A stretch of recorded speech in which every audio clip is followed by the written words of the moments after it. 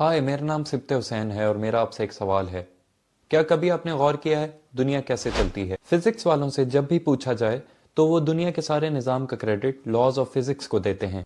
Chemist से पूछा जाए तो एटम्स और मॉलिक्यूल की डिबेट सर उठाने लगती है। लेकिन यहाँ मेरी मुराद एटम्स, मॉलिक्यूल और वेव फंक्शन वाली दुनिया से नहीं, बल्कि लोगों की दुनिया से है, जहाँ हम जदीद दौर में हर सवाल का जवाब साइंस के मुंह से सुनना चाहते हैं।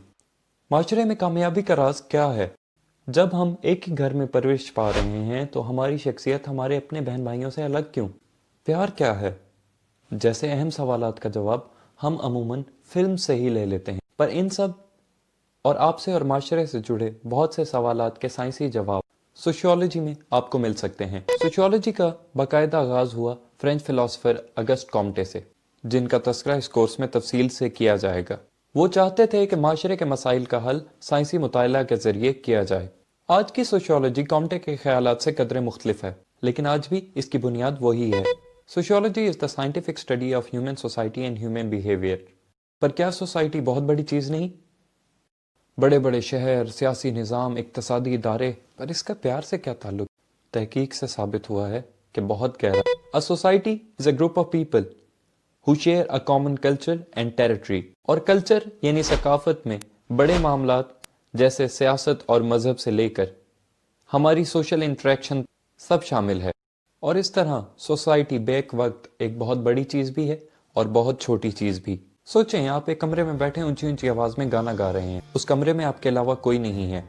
सोसाइटी का दूर दूर तक कोई नामो निशान नहीं। अगर हम उस घर वालों, बहन भाइयों और अपने रूममेट्स को इग्नोर कर भी दें जो हमारे सुर ताल की वजह से सर में दर्द की शिकायत महसूस कर रहे हैं, मगर फिर भी वो गाना और उसका म्यूजिक और वो हर चीज जो हम हमारे रूम में है और हमने नहीं बनाई, वो सब सोसाइटी का प्रोडक्ट है। हाँ, हो सकता है ये गाना अब आपका फेवरेट हो, लेकिन यकीनन पहली बार ये गाना आपको किसी ने सुनाया ही होगा। और हकीकत यही है कि म्यूजिक का हमारा अपना टेस्ट भी हमारा अपना नहीं।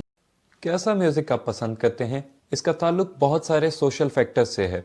जैसे आपका नेबरहुड कैसा है, आपकी सोशल क्लास क्या है, आपके दोस्त कैसे हैं, आपके सोशल रिलेशनशिप कैसे चल रहे हैं। सोसाइटी एक ट्रिकी चीज है और ये वहां भी पहुंच जाती है जहां हमने इसका सोचा भी नहीं होता। जब हम कहते हैं कि sociology is the study of society and human behaviour, इसका मतलब है कि सोशियोलॉजी एक इनक्रेडिबली ब्रॉड फील्ड है। अगर इसे तमाम सोशल साइंसेज में सबसे ब्रॉड फील्ड भी कहा जाए तो गलत नहीं। सोशल साइंस जैसा कि साइकोलॉजी और इकोनॉमी में माशरती मामलात को एक ऑब्जेक्टिव वे में समझने की कोशिश की जाती है। लेकिन वो क्या है जो सोशियोलॉजी को तमाम सोशल साइंसेस से अलग करता है? बाकी सोशल साइंसेस की तरह सोशियोलॉजी में भी इवेंट्स और कैरेक्टरिस्टिक्स के दरमियान पैटर्न को ऑब्जर्व किया जाता है। सोशियोलॉजी में माशरती मामलात को तमाम स्केल्स पर ऑब्जर्व किया जाता है। दो लोगों के दरमियान बातचीत से लेकर नेशन तक जैसे मामलात को सोशियोलॉजी में स्टडी किया जाता है। और बिलखसूस जो बात सोशियोलॉजी को तमाम सोशल साइंसेस से अलग करती है वो है इसके सोशल पर्सपेक्टिव या माशरती मुताला करने के इसके खास नुक्ता नज़र, जो दो बातों पर मबनी है। सीइंग जनरल इन पर्टिकुलर, अलग अलग चीज़ों में सिमिलैरिटी को तलाश करना, and the strange in familiar, और रोज़मर्रा के मामलात में कुछ मुख्तलिफ ढूंढना, और डेली रूटीन में कुछ यूनिक ऑब्जर्व करना। अलग चीज़ों में ममासलत से मुराद है सोशल बिहेवियर को वाइडर सोशल कंटेक्स्ट में देखना। एक लम्हे के लिए वापस वहां चलते हैं जहां आप बैठे गाना गा रहे हैं। एक बाहर से गुजरता हुआ सोशियोलॉजिस्ट जहां आपका गाना सुन के आपकी चॉइस पर गौर करेगा, वहीं वो इस बात पर भी गौर करेगा कि आपकी चॉइस का ताल्लुक किस हद तक आपकी क्लास, नेबरहुड, रेस, जेंडर और आपकी एज से है।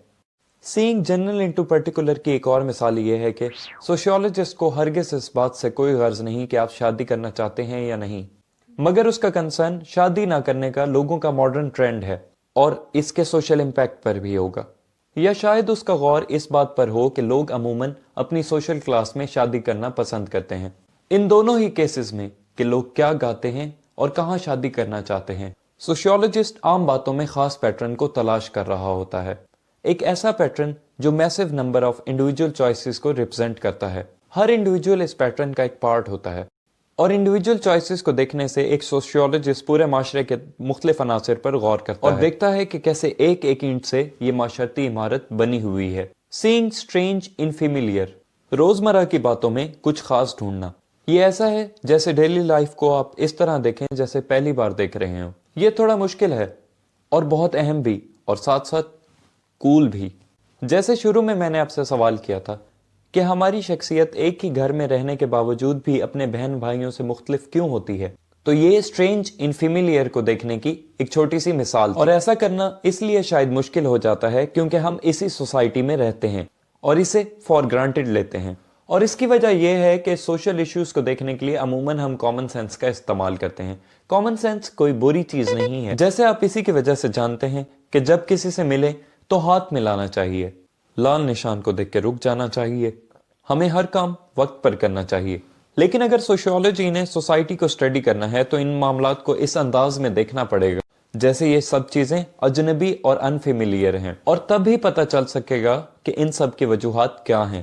کامن سینس جینے کے لیے اہم ہے، لیکن سوشیولوجی میں جاننا ضروری ہے کہ اصل حقیقت کیا ہے، کیونکہ سوسائٹی کی کامن سینس ہاتھ ملانے جیسی بے ضرر چیزوں پر ہی مبنی نہیں ہوتی.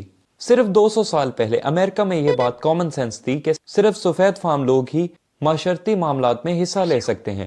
یہ کامن سینس تھی کہ غلامی کا کنسیپٹ بالکل ٹھیک ہے اور عورتوں کو ووٹ کا حق نہیں ہونا چاہیے.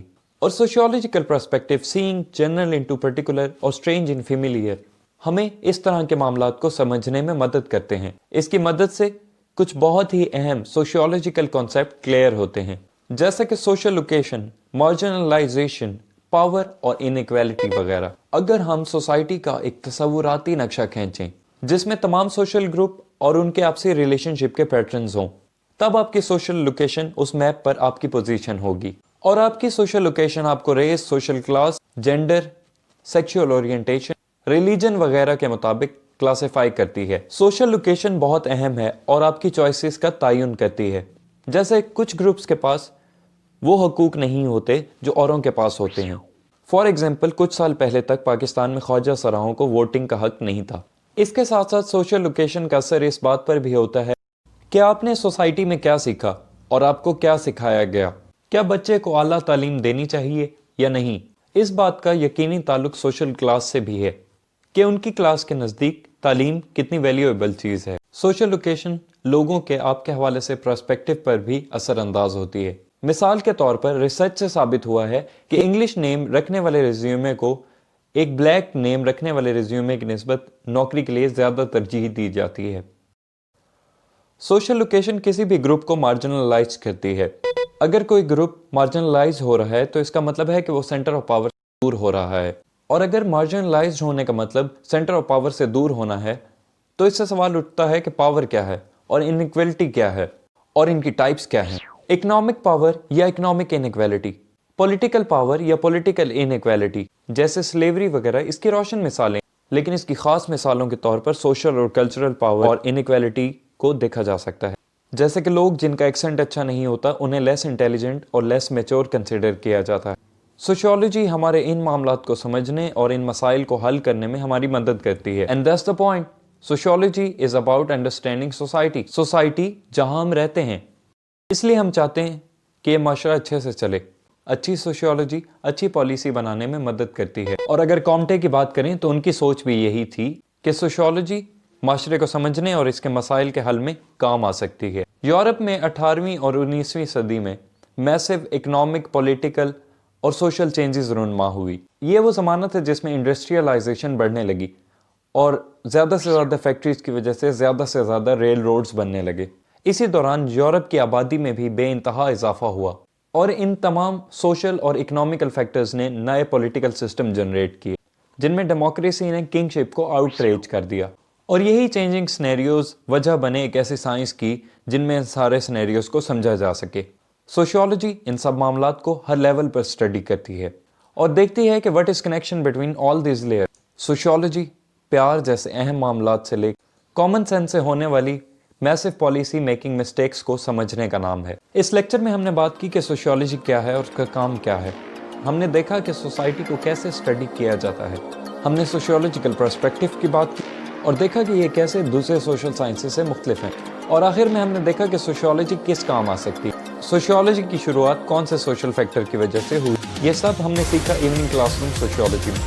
Don't forget to subscribe.